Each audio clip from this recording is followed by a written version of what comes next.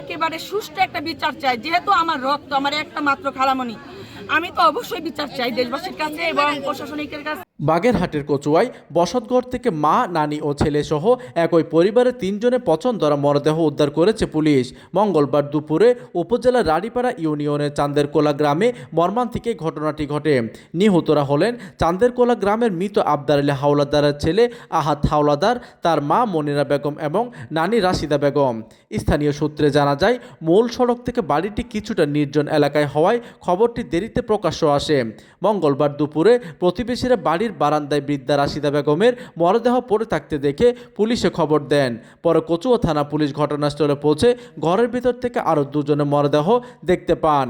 এইদিকে নিহতের মাথাসহ শরীরের বিভিন্ন স্থানে গুরুতর আঘাতের চিহ্ন রয়েছে এবং মরদেহগুলোতে ইতিমধ্যে পচন ধরেছে। পুলিশ ও স্থানীয়দের প্রাথমিক ধারণা, 2 থেকে 3 দিন আগেই তাদের কুপিয়ে বা পিটিয়ে হত্যা করা হয়। থাকি সেখান থেকে সংবাদ পাই। আপনার ভাগ্নে কি করতো? ভাগ্নায় কিছু করে না, বলদ কারেন্টের কাজ করা তো সকল। এদিকে কচুয়া থানার ভারপ্রাপ্ত কর্মকর্তা ওসি মোহাম্মদ হারুনুর রশিদ গণমাধ্যমকে জানান, প্রাথমিকভাবে ঘটনাটিকে হত্যাকাণ্ড বলে ধারণা করা হচ্ছে।